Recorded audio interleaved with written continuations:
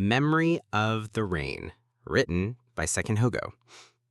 It was a rainy night when she sat by the window of a small cafe, her fingers wrapped around a cup of coffee that had already gone cold. Outside, the streets shimmered with reflections of dim city lights, and the sound of rain against the glass felt heavier than her thoughts. She wasn't really waiting for anyone, yet something inside her kept her there, as if the rain itself had asked her to stay. The door opened with a soft chime, and a young man stepped in. His hair was damp, his jacket soaked, and his eyes carried the look of someone both tired and searching. With almost every table taken, he found the only empty seat beside her. For a brief moment, their eyes met, just long enough for her to notice the gentleness in his gaze and for him to sense the quiet sadness in hers.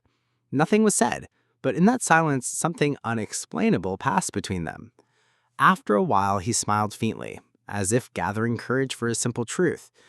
"Does it always rain this much here?" he asked. She lifted her eyes, pausing before answering. "No," she said softly. "Sometimes it's gentle. Sometimes it's a storm, just like people's hearts."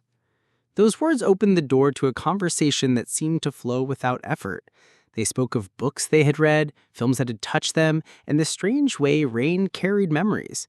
The more they shared, the smaller the distance became. Her laughter, quiet and almost forgotten, escaped her lips like a secret. He listened intently, as if each word mattered more than the last.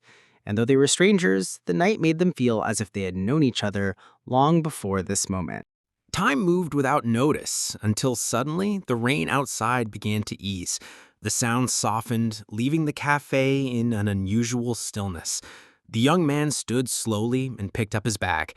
She felt a heaviness grow in her chest, the fear of losing something she had only just found.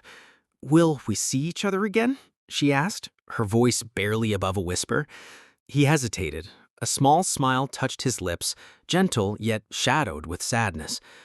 "Maybe," he said, "but even if we don't, tonight was enough for me."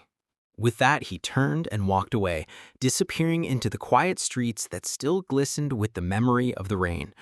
She sat frozen for a moment, staring at the empty chair beside her. Then she noticed a folded napkin left on the table.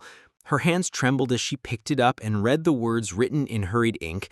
"Never be afraid of the rain, because someone, somewhere, might be waiting for you beneath it." She pressed the napkin to her chest, feeling warmth where only silence had been before. The rain had stopped, but its memory remained, lingering like a fragile promise. And though their meeting was brief, she knew it would stay with her forever, etched in her heart like the soft echo of a storm that had already passed.